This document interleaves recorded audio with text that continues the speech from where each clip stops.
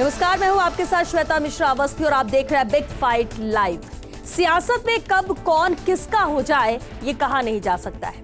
दोस्त कब दुश्मन और दुश्मन कब दोस्त बनकर एक राह चलते नजर आ जाएं, कहा नहीं जा सकता। सियासत की ऐसी ही बदलती तस्वीर इन दिनों महाराष्ट्र की नजर आ रही है, क्योंकि शिंदे गुट की बगावत के वक्त जब शिवसेना में फूट पड़ी और महाविकास आघाड़ी सरकार गिर गई, उस वक्त एकनाथ शिंदे ने ही अजीत पवार पर उनके विधायकों के साथ अन्याय करने का आरोप लगाया था। बीजेपी और शिंदे गुट के एक साथ होने पर अजीत पवार फिर से चाचा के साथ बगावत कर शिंदे और फडणवीस के साथ अब सरकार चलाने में जुट गए। वहीं इसी बीच अब महाराष्ट्र में उठे सियासी तूफान के काले बादल विपक्षी एकता पर भी मंडराने लगे हैं। एक तरफ सभी विपक्षी पार्टियां लोकसभा चुनाव 2024 से पहले एकजुट होने का प्रयास कर रही, लेकिन विपक्ष के महागठबंधन के सूत्रधार माने जा रहे शरद पवार के कुनबे में ही फूट पड़ गई है। जानकारों की माने तो विपक्षी दलों की बैठक और कांग्रेस का समर्थन करने को ही एनसीपी के विद्रोह का कारण भी बताया जा रहा है। बहरहाल सियासी गलियारों में हो रही चर्चा में कितना दम है, बात आज इसी मुद्दे पर कि क्या अजीत पवार की बगावत विपक्ष के लिए बड़ा झटका साबित हो सकती है।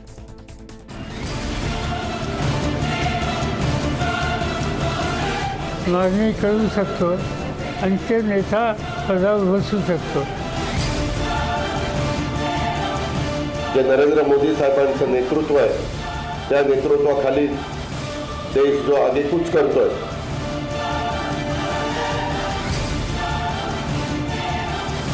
महाराष्ट्र की जिम्मेदारी आज से श्री सुनील तटकरे जी को देने का फैसला किया है।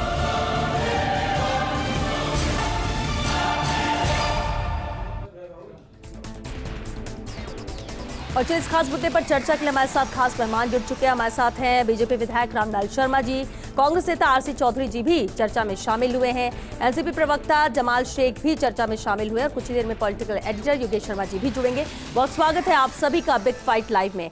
आरसी जी, आपसे ही शुरुआत करते हैं। विपक्षी एकता को लेकर कई सवाल उठ रहे थे। विपक्षी एकता एकजुट हुई, एक बैठक होती है और उसके बाद दूसरी बैठक की तैयारियों में जुट जाते हैं, लेकिन इस बीच एनसीपी जैसी पार्टी जिसकी जड़ें इतनी मजबूत थी, नींव इतनी मजबूत थी, उसे हिला दिया गया है। महाराष्ट्र में जिस तरह से पूरा घटनाक्रम हुआ, क्या इसका असर विपक्षी एकता में पड़ेगा?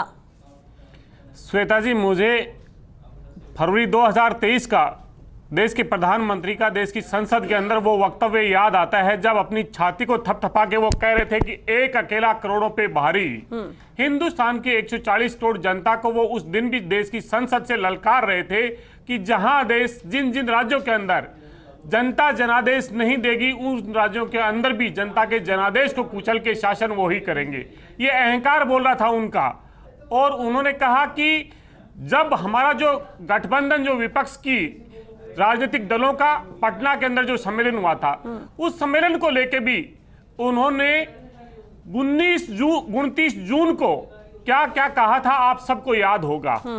सबने देखा था कि जब देश के संवैधानिक मूल्यों के लिए, देश के संविधान के लिए, देश के लोकतंत्र के लिए तमाम एक विचार की जो उसमें आस्था रखती है, जो राजनीतिक दल काम कर रहे थे, उस पर उन्होंने क्या कहा, उन्हीं की जुबानी आप सुन लीजिए। तो एनसीपी पर भी करीब 70,000 करोड़ रुपए के घोटालों का आरोप है। सवाल उठाया था, ये 29 जून को उन्होंने कहा कि एनसीपी पे ये घोटाले के लोग हैं, 70,000 करोड़ रुपए का उनके साथ में घोटाला है।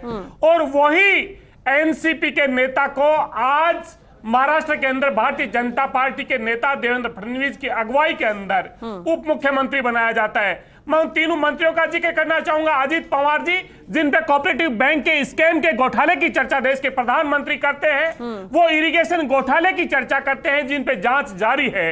वो हसन मुशर्रफ जो 11 जुलाई तक अंतरिम जमानत पे हैं, उन्हें भारतीय जनता पार्टी मंत्री के तौर पे नवाज रही है। उन्हें छगन भुजबल जो 2 साल तक जेल काट के आए और आज जमानत पे बाहर है, वो आज किस कुर्सी पे? हिंदुस्तान के 140 करोड़ जनता अपने लक्ष्य से नहीं भटकेगी। इस देश के संविधान के लिए, इन संवैधानिक एजेंसियों के लिए, जो केंद्रीय एजेंसियां आज भाजपा की चुनावी एजेंसियां बन गई है, उनको बचाने के लिए हिंदुस्तान की जब 140 करोड़ जनता का सैलाब उठ खड़ा रहेगा, तब ना राजनीतिक कोई दल उसको रोक पाएगा, ना ये तमाम केंद्रीय एजेंसियां रोक पाएगी। ये जो नाम बताया बिल्कुल सही है कि जो बागी हुए हैं वो असल में दागी हैं, इनके अभी दामन साफ नहीं है, पाक साफ नहीं है, लेकिन विरोध तो कर ही दिया, अलग तो ये हो ही गया। जमाल शेख जी भी हमारे साथ हैं, एनसीपी के प्रवक्ता हैं। जमाल शेख जी, आखिर क्या हुआ? एनसीपी इतनी मजबूत, नींव इतनी मजबूत, और कहा जा रहा था कि एक दिन में तो हुआ नहीं है। पिछले 1-2 महीने से कुछ विधायक बता रहे थे कि ऐसा कुछ करने जा रहे हैं, लेकिन इस पर शरद पवार ने यकीन नहीं किया और आखिरकार विधायक टूटकर अलग हुए। वही खतरा जो 1 साल पहले देखने को मिला था, 1 साल बाद एनसीपी में देखने को मिल रहा है।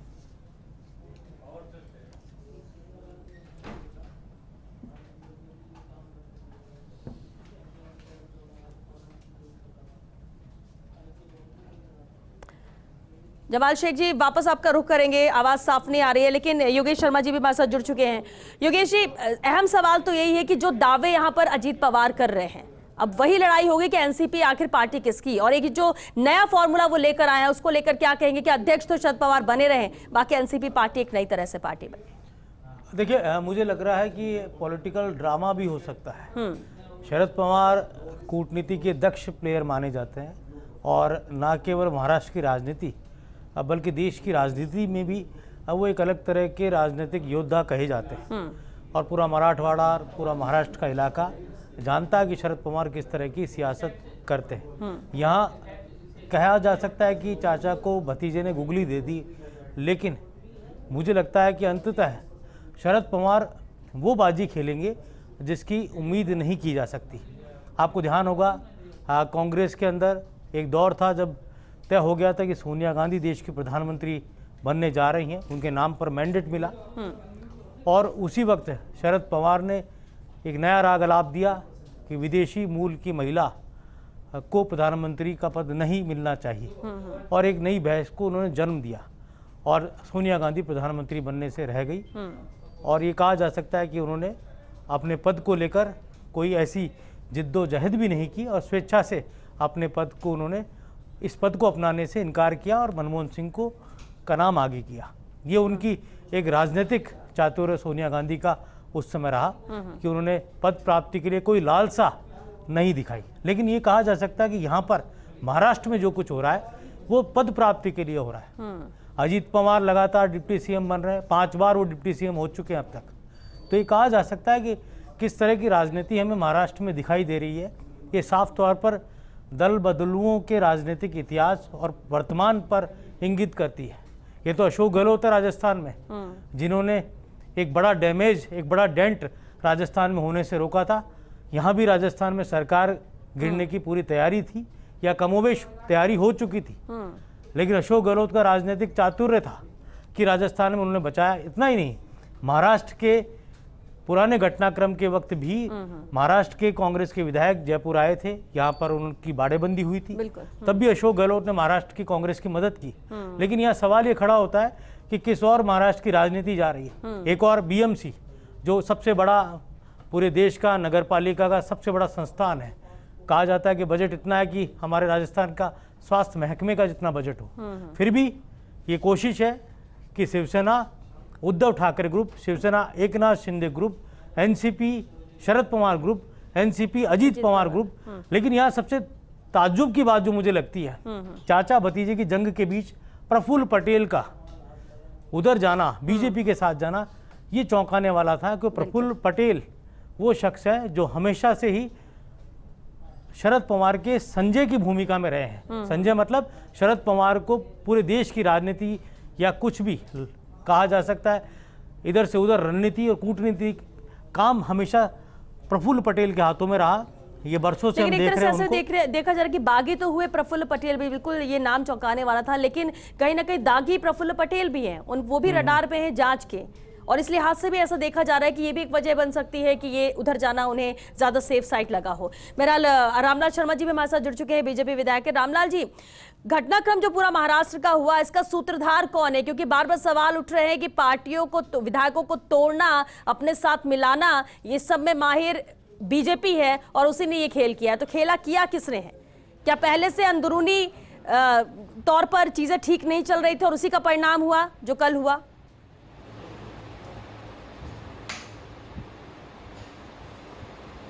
देखिए श्वेता जी, सबसे पहले मैं कहूंगा कि राजनीति समय की होती है, और राजनीति समय के अनुसार जो निर्णय लिया जाता है उस निर्णय के आधार के ऊपर ही सरकारें बनती है, सरकारें बिगड़ती है। अभी मैं मेरे मित्र आरसी चौधरी को सुन रहा था, ये ऐसे उपदेश देने की बात कर रहे थे जैसे राजा हरिश्चंद्र की संतान हो, और इन्होंने जीवन के अंदर कभी ऐसे कृत्य किए नहीं। 2008 के अंदर बहुजन समाज पार्टी के जीते हुए विधायकों को गटकने का काम करने वाले हमारे को राजनीति की सीख सिखा रहे हैं। 2018 के अंदर बहुजन समाज पार्टी के 6 विधायकों को तोड़कर सरकार बनाने वाले हमें सिद्धांतों की बात सिखाने के काम कर रहे हैं। आप किन सिद्धांतों की बात कर रहे हो? इस देश में सबसे ज्यादा आर्टिकल 356 का अगर दुरुपयोग किया है तो कांग्रेस की तत्कालीन सरकारों ने किया है, जो चुनी हुई सरकारों को बर्खास्त करने का काम किया था। उत्तर प्रदेश की एक घटना, बाबरी मस्जिद ढही थी, घटना तो एक उत्तर प्रदेश की थी ना। ठीक है रामलाल जी, लेकिन अभी फिलहाल महाराष्ट्र में फोकस करते हैं। देखिए, अगर पास में जाएंगे तो बहुत सारी चीजें, कोई भी पार्टी इससे अछूती नहीं है। ये कोई एक पार्टी कह दे कि हम कभी ऐसा करते नहीं है तो वो तो कोई किसी के पास कहने के लिए नहीं होगा। लेकिन अगर हम महाराष्ट्र के घटनाक्रम की बात करें तो उस पर एक comment. Shweta ji, Congress party, NCP party, Shweta ji, Congress party, NCP party की या शिवसेना की अंतरकलह का द्वंद्व का परिणाम है ये इनके खुद के विधायकों को टिकट देते समय ये उनके निष्ठाओं को तो ध्यान में रखते नहीं है। तो अंतरकलह इनका खुद का, और दूसरों के ऊपर आरोप प्रत्यारोप लगाने का काम करें। आप अपने विधायकों को संभाल के रखिए ना। योगेश जी, देखिए श्वेता, मुझे लगता है कि शरद पवार उस युग के राजनेता है जिस युग में बाला साहब ठाकरे जैसे नेता का प्रादुर्भाव हुआ और वसंत दादा पाटिल जैसे बड़े दिग्गज नेताओं के ने शरद पवार ने उनके साथ काम किया। और इसके साथ ही यहाँ पर जो एक युग शुरू हुआ राजनीति में अवसरवादिता का, एक नई पीढ़ी ऐसी आई, चाहे वो शिवसेना की पीढ़ी हो चाहे वो एनसीपी की पीढ़ी हो, जो अवसरवादी युग के तौर पर देखी जा सकती है। बाला साहब के देहांत के बाद यूँ कहा जा सकता है कि बाला साहब ने अपने जीते जी कभी परिवारवाद को आगे बढ़ाने का काम नहीं किया था। मनोहर जोशी को मुख्यमंत्री बनाया और एक तरह से कहा जाए और नए नेताओं का नाम उन्होंने आगे किया, लेकिन बाद में उद्धव ठाकरे ने कमान संभाल ली और उसके बाद राज ठाकरे जो उनके कज़न है उनके बीच में मतभेद हुए। तो वहीं से शिवसेना की टूट बाला साहब के सामने ही शुरू हो चुकी थी। और एनसीपी का हाल अब हम देख रहे हैं किस तरह से एनसीपी किस दिशा में जा रही है। और इसका मैं आपको बता दूं, अगर यही हाल रहा तो कांग्रेस और तमाम जो सेकुलर फोर्सेज जो एक महायुति पूरे देश में बनाने जा रहे हैं उस पर आघात पहुंचेगा, उस पर सवालिया निशान खड़ा होगा। बिल्कुल। जमाल शेख जी भी हमारे साथ लगातार बने हुए। जमाल शेख जी, आखिर क्या हुआ एनसीपी में? क्यों ऐसी तस्वीर निकलकर सामने आई है जबकि एकजुटता थी, सब कुछ ठीक चल रहा था, या अंदरूनी तौर पर नहीं चल रहा था, या फिर गंभीरता से लिया नहीं गया क्योंकि इंडिकेशंस बहुत पहले से मिल रहे थे कि ऐसा हो सकता है? देखिए, मैं आपको स्पष्ट कर देना चाहता हूँ कि हमारे अंदरूनी कोई मतभेद नहीं थी, सब सही चल रहा था। लेकिन कहीं ना कहीं केंद्र सरकार को और हमारे माननीय प्रधानमंत्री जी मोदी जी और अमित शाह जी को ये डर था कि अगर शरद पवार जी महाराष्ट्र में एक्टिव रहेंगे और वो जिस तरीके से सारी पार्टी को एकत्र करके और उनको राजनीति का भीष्म पितामह कहा जाता है, तो जिस तरीके से उनका मार्गदर्शन 2024 में होगा तो कहीं ना कहीं उनको टारगेट करके पार्टी को तोड़ने का काम जो है केंद्र के तरफ से किया जा रहा है। कमजोर तो आपके ही विधायक थे जो टूट के चले गए। बाहर से कोई कोशिश तो तभी करेगा जब अपने खुद के लोग यहाँ पर कमजोर होंगे और टूटने के लिए तैयार होंगे, जाने के लिए अपने फायदे के लिए तैयार बैठे होंगे। देखिए, अभी आप इसके पहले भी देखिए कि एक ही साल के अंदर ये दो बड़ी घटना महाराष्ट्र की राजनीति में हो गई। इसके पहले भी शिवसेना के साथ भी खेल किया गया, वही खेल हमारे साथ हो रहा है। ये तो सीधा दिख रहा है कि ये केंद्र सरकार की तरफ से इस सारी साजिशें की जा रही है। राज्य स्तरीय जितनी पार्टी है उनको खत्म करके अपना वर्चस्व कायम करके और 2024 का चुनाव जीतने की रणनीति बनाई जा रही है।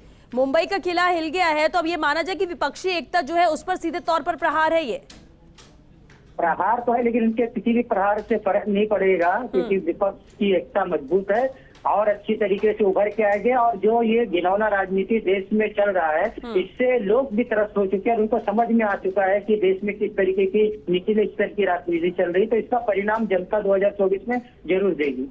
जनता तो देती है लेकिन सरकार तो कोई और बन जाती है। जनता तो जो चुनकर भेजती है, कौन सी तस्वीर वैसी 5 साल चलती है? किसी भी पार्टी में नहीं चलती है। सब टूटने के लिए तैयार होते हैं अपने फायदे के लिए। तो जनता तो ये भी देख रही है आरसी जी। श्वेता जी, जिस बात का आपने जो जिक्र किया, मैं आपके सामने गुजारिश करना चाहूंगा कि 2014 से पहले देश के प्रधानमंत्री नरेंद्र मोदी जब मुख्यमंत्री थे तब देश की जनता के सामने जो उन्होंने वादे किए थे, चाहे महंगाई हो, चाहे बेरोजगारी हो, चाहे किसान हो, चाहे भ्रष्टाचार हो, तमाम जो वादे किए थे उन पे भरोसा करके देश की जनता ने उन पे विश्वास किया था। लेकिन सत्ता में आने के बाद में ना सिर्फ जनता ने विश्वास किया, 21 राज्यों में 2018 तक जहां पे 71% तक हिंदुस्तान की आबादी रहती है उसके अंदर भारतीय जनता पार्टी का ध्वज लहरा रहा था। आज 8 मई 2018 से लेकर मई 2023 तक 5 साल के अंदर 31 राज्यों में अलग अलग चुनाव हुए। भारतीय जनता पार्टी 6 राज्यों में सिमट गई है और भारतीय जनता पार्टी नहीं संघ ये कहने लगा है कि आप मोदी के नाम पे वोट नहीं मिल सकता। इसलिए ये तड़फड़ाती हुई, ये सत्ता जाती हुई दिखती हुई भारतीय जनता पार्टी आज केंद्रीय एजेंसियों के सहारे पे, चाहे ईडी हो, चाहे सीबीआई हो, चाहे इनकम टैक्स हो, इनके द्वारा दे के नोटिस और क्षेत्रीय दलों को प्रताड़ित कर रही है। और इस देश के अंदर एक योद्धा है जो सत्ते के साथ में देश के प्रधानमंत्री को ललकार रहा है, देश के जनता के मुद्दों पर चर्चा कर रहा है, वो है राहुल गांधी। मैं ये कहता हूं हिंदुस्तान के 140 करोड़ आबादी पे एक व्यक्ति भारी नहीं हो सकता। ये लोकतांत्रिक सरकारें और फांसीवादी ताकतों को हिंदुस्तान की जनता बेनकाब करके और 2024 के अंदर उन्हें असफल करेगी। चलिए मान लेते हैं आपने जो कहा कि एक व्यक्ति है, लेकिन उसको भी तो अपनी टीम की जरूरत है, साथियों की जरूरत है। लेकिन अगर साथी सब इस तरह से टूटते जाएंगे, अलग होते जाएंगे, तो भी तो कमजोर पड़ेगा योद्धा। श्वेता, मैं कहना चाहूंगा कि जिस व्यक्ति के अंदर साहस हो, जिसके अंदर सत्य हो, जिसमें लड़ने की ताकत हो और ये देता है सत्य, ईडी और सीबीआई तमाम सब चीजें की।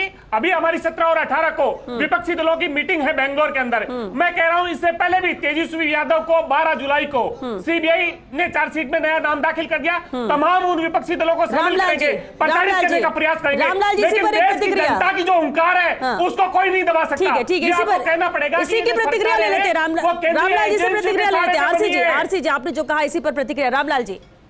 रामलाल जी क्या कहेंगे? देश के प्रधानमंत्री का मैं वीडियो सुना रहा हूँ, 19 जून का वीडियो है। ठीक है रामलाल जी को भी अपनी बात रखने दीजिए। ठीक है आरसी जी ठीक है, ज्यादा बोलने की आवश्यकता नहीं है। ज्यादा बोलने की जरूरत नहीं है। कायर लोगों सुनने का मादा रखो चौधरी, और तुम्हें दिक्कत करने की जरूरत नहीं है। ये हिंदुस्तान के 140 करोड़ जनता में भाजपा का कोई भी झूठा आदमी ललकार नहीं सकता। पूरा देश देख रहा है, राजस्थान देख रहा है, चिल्ला कौन रहा है?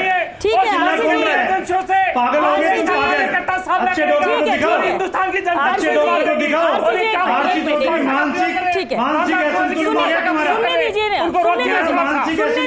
उनको रोकेंगे ना आप अगर लगातार बोलते रहेंगे। आरसी जी आपने क्या बोल के दिखाए? देश का प्रधानमंत्री प्रतिक्रिया चाहिए बस। ठीक है आरसी जी के अंदर चले गए, तुम तुम्हारी देखा राज्य की जनता तुम्हें नकार रही है। ठीक है तुम्हारे चिल्लाने से कुछ नहीं होगा। ठीक है सुनने कुछ नहीं होगा। एक मिनट तुम्हारे चिल्लाने से कुछ नहीं होगा। रामलाल जी आराम से सुनिए, प्रतिक्रिया ले रहे हैं। ये क्या पर्सनल अटैक किए जा रहे हैं? तुम्हारे जैसे बेवकूफों को नहीं है, तुम्हारे जैसे लोगों को नहीं है। आरसी जी इस तरह की शब्दों को प्रयोग मत करिए। आरसी जी एक मिनट, मुद्दे पर बात कर रहे हैं, आप अपनी बात रखिए ना। एक दूसरे पर इस तरह से अटैक करने से क्या चर्चा हो जाएगी इस मुद्दे पर? Ramlal ji to the point बात कर रहे हैं। रामलाल जी तो इनके पास शब्द है नहीं बोलने नहीं, वो बोल दिए जो बोलना था। रामलाल जी आप अपनी बात रखिए, आप अपनी बात रखिए। रामलाल जी जब महाराष्ट्र के अंदर रामलाल जी अपनी बात रखिए। भ्रष्टाचारी भाजपा के साथ कैसे सत्ता में चले गए? जब महाराष्ट्र के चुनाव हुए थे, महाराष्ट्र में पूछे कैसे चली गई इनके साथ में, पूछे उस समय भ्रष्टाचार से लड़ाई लड़ रही है, जनता से भारतीय जनता पार्टी और शिवसेना मिलकर चुनाव लड़ी थी। अब इस आरसी चौधरी बेवकूफ को रोको तो सही। अरे तमीज से बात करना पंडित जी, तमीज से बात करना। बेवकूफ हो तुम जो तुम्हारे पास में पर्सन नहीं है, तुम्हारे पास में जवाब नहीं है। मैं कह रहा हूँ भ्रष्टाचारियों को मंत्री पद से कैसे नवाज रहे हैं। ये महाराष्ट्र में पहले भी देखा था। आधी रात को आपने अजीत पवार को मुख्यमंत्री बनाया था और आपने दावा किया था कि फिर से यही हुआ, इसी को बात कर रहे हैं।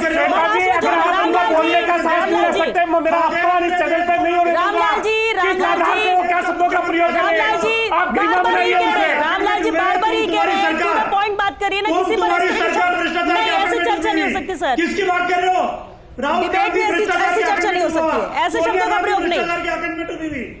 पूरी यूपीए गवर्नमेंट भ्रष्टाचार के आकड़ में डूबी। नहीं ठीक है ना, तो आप किसकी आरोप बात कर रहे लगाइए, हो? सवाल उठाइए, लेकिन ऐसे शब्दों का तो प्रयोग मत करिए जो चर्चा में नहीं हो, मैं डिबेट में इस तरह से नहीं करें। टीवी पर आप बोल रहे हैं, मैं मर्यादा में रहता हूँ, मर्यादा की भाषा काम में लेता हूँ। इसलिए कह रहे हैं कि मर्यादा में आप लोग रहते हैं, दोनों ही रहते हैं, तो फिर क्यों लिमिट को क्रॉस करना? सिंपल सी बात है, दोनों के लिए क्यों लिमिट क्रॉस करना? जब चुनाव हुए थे, जब गठबंधन के अंदर भारतीय जनता पार्टी और शिवसेना चुनाव लड़ रही थी, जब गठबंधन में भारतीय जनता पार्टी शिवसेना चुनाव लड़ रही थी, तो गठबंधन का धर्म निभाने का काम शिवसेना ने क्यों नहीं किया? और जब शिवसेना गठबंधन का धर्म नहीं निभा रही थी, तो फिर एनसीपी और कांग्रेस क्यों शिवसेना के साथ गई? जब तुम नालायकी करोगे, तुम बेवकूफी करोगे, तुम गठबंधन को तोड़ने की कोशिश करोगे, वो तो सही होता है। और जब तुम्हारी वर्चस्व लड़ाई का जमाल शेख जी टूटता है, तब तुम्हारे पेट में दर्द हो रहा है, पीड़ा हो रही है तुम्हारे अंदर।